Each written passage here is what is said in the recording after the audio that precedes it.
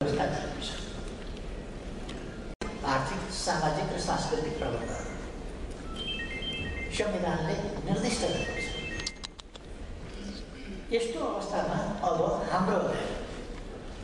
हाम्रा विगतका सङ्घर्षहरूले जुन उपलब्धि हासिल गरेका छन् ती उपलब्धिहरू संविधानले संस्थागत गरेको छ र अब वास्तवमा तिनको कार्यान्वयन गर्दै संविधानको कार्यान्वयन गर्दै देशलाई तीव्र गतिका साथ विकास उन्नतिको दिशामा अगाडि बढाउनु छ। संविधानले परिकल्पना गरेको र परिलक्षित गरेकै दिशामा नीति कार्यक्रम आएको छ। बजेट पनि त्यसै दिशामा आएको छ। बजेट पोको पारो राख्ने सिंहदरबारमा थुपार्ने विषय होइन, बाटोमा छ।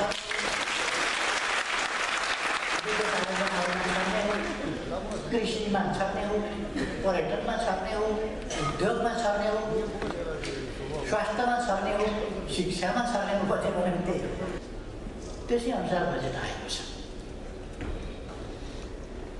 दुईटा कुरा छ। एउटा अहिले बजारमा यहाँ हामीले सुन्नुभएको छ, बजारमा एक खालको चाहिँ आतंक छाएको छ। नीति कार्यक्रम यस्तो आयो, बजेट यस्तो आयो, अब यस्तो कार्यान्वयन हुन थालेपछि कतै बोल्ने ठाउँै नरहनेको छटपटिसक्यो। आरक्षण भन्ने कुरा गरिदिने अनि योग्य नबनाएर, प्रतिस्पर्धी नबनाएर, आरक्षणमा टिकाएर मान्छेलाई वैध बनाउने, मास्टर डिग्रीसम्म फ्री, दलितका छोराछोरीहरू क्षेत्रहरूलाई जाने त्यही गर्नुपर्छ। त्यही बजेट चाहिँ गरेको छ। अनि बुढाबुढीलाई हेऱ्यो भनेर कतिलाई पिर परेको छ। आज देश जहाँ छ, हामी जहाँ छौँ, यहाँसम्म ल्याइपुर्याउने तिनै बुढाबुढी।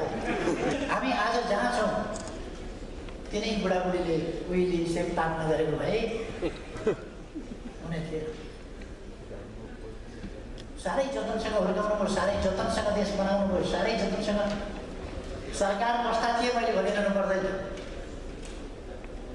आँकडा हेर्दा सरकार जस्तो देखिने, काम गर्दा केही नदेखिने, तरकारी बारीका बुखा छ जस्तो हेर्दा उस्तै देखिन्छ। हो कि क्या गर्छ के हुँदैछ? यही सानो मान्छेहरू धोपाले हालेछन्, धारे हातमा सरापैछन्, यो सरकार गइहालोस् भने भनै छ। मैले भने छु के हतार गर, 74 साल मङ्सिरमा चुनाव गराउँछ यो सरकारले।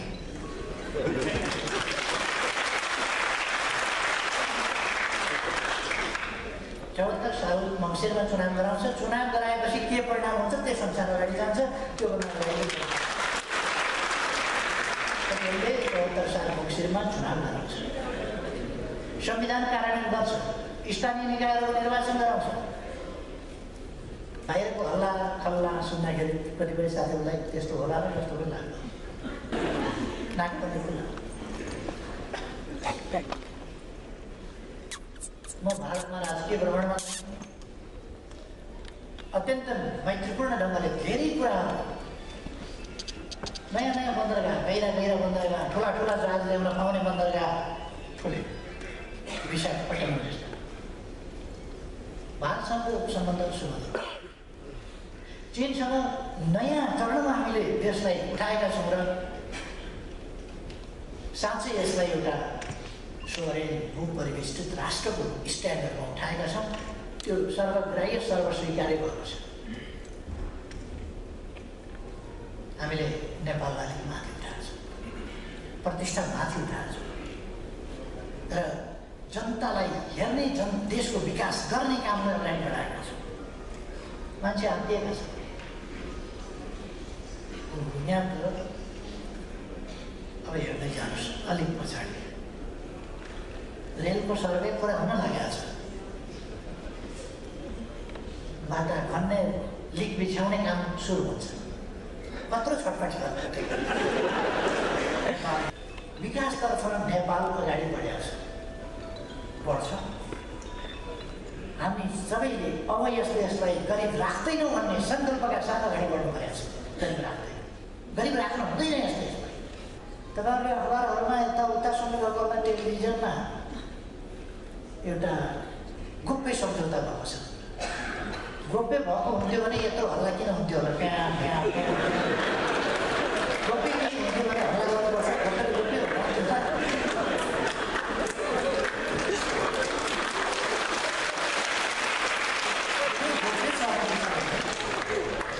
अनि नगरा पिटेर गोप्य सहमति सुनाए।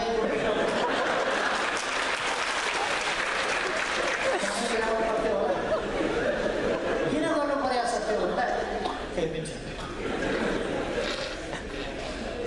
अस्तिका दिन एउटा पत्रिकाले छाप्यो, यो 3 बुँदे सम्झौता भएको छ। सम्झौता भएको छ भने लिएर आए भयो नि, सम्झौता छ भने लिएर 9 बुँदे सम्झौता भएकै छ। 9 बुँदे त छ नि त, भएकै हो। अब कोही साँच्ची बस्न खोजेका छन्, कोही काँड फेर्ने भन्छन्, कोही फेर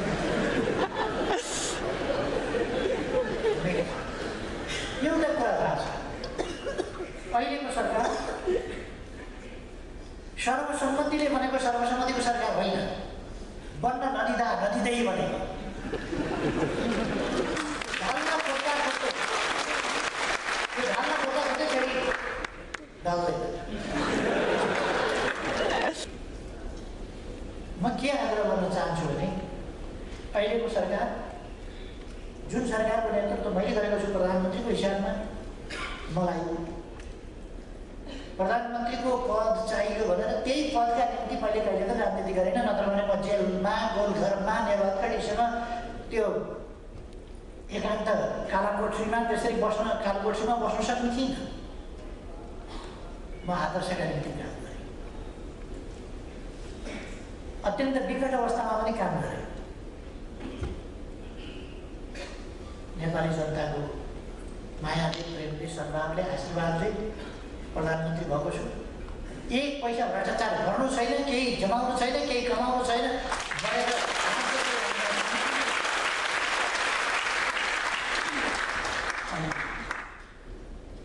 मैले समय अहिले पाएको छु देशलाई नेतृत्व गर्ने। बहुतै अप्ठ्यारो अवस्थामा, यो सजिलो अवस्था होइन, भूकम्पले ध्वस्त पारेको अवस्था, कहिले कताका आन्दोलन, कहिले कताका अवस्था, कहिलेका नाकाबन्दी आदिले ज्यादै असाध्य बनाएको अवस्थामा मैले सरकारले लिड गर्न प्रारम्भ गरेँ र सरकार बहुतै सही ढङ्गले, ठिक ढङ्गले, दृढताका साथ सकारात्मक बाटोमा अगाडि बढेको छ। सबैले बुझिहाल्छ परिस्थिति सामान्य छ, मान्छेमा असन्तुष्टि हुन्छ। 200-400 मान्छे, 3 करोड मान्छे भन्दैसँग 300-400 मान्छे, 200 मान्छे, 50जना मान्छे यसो सडकमा यसो निस्किहाल्यो भने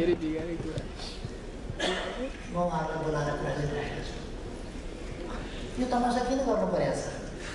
के जाइज हो? त्यो जाइज जति सबै कुरा गर्नु। मान्छेहरूलाई छटपट्टि अलिकति के भएको छ भने यो पनि गर्छु भन्छ, त्यो पनि गर्छु भन्छ। हेर्दा हेर्दै बजेट आइसक्यो, हेर्दा हेर्दै कार्यक्रम आइसक्यो, हेर्दा हेर्दै तयारीहरू भइसक्यो। अनि मान्छे अलिकति छटपट्टि नि यो त जस्तो पाउँछ कि क्या हो भनेर। मलाई जस चाहिँदैन, तर के गर्ने, जनताले त न्याय त गरिहाल्छ। के राम्रै घर भन्ने आउँछ के? त्यसकारण म बिल्कुलै ढुक्क छु। देशलाई शिरमा राखेर, देशको जनतालाई मनभित्र राखेर, मानव जातिको सेवाका निम्ति इमानका साथ मैले सधैँ भन्ने गरेको छु, बाउको जिन्दगी हो मेरो, उहिले बितिसकेका जिन्दगी फेरि पाएको छु। यो देशका निम्ति खर्च गर्छु, समर्पित गर्छु। त्यसमा मैले अर्को एउटा प्रसङ्गमा भने ठाँटका साथ बाँच्छु, शानका साथ मर्छु। कसैले मलाई मार्छ भने पनि शानका साथ, टान पनि सिधेर होइन, ठाँटका साथ त्यो कुरा सबैले बुझिदिए पनि हुन्थ्यो जस्तो लाग्छ। प्रधानमन्त्री मात्रै होइन, म धरती छोड्दा नै भलो हुन्छ भने छोड्न तयार छु। देशको भलो कन्ट्रोल गर्नुहोस्, त्यति मेरो इच्छा। प्रधानमन्त्रीमा मैले जन्मिँदा बोकेर आएको न मर्दा लिएर जाने।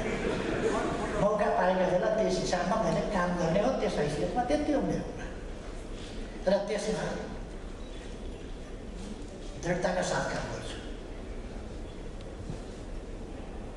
अब अलिकति कति भने हप्काउँदा तर्साउँदा टेरिहाल्ने बानी परेन पहिलेदेखि।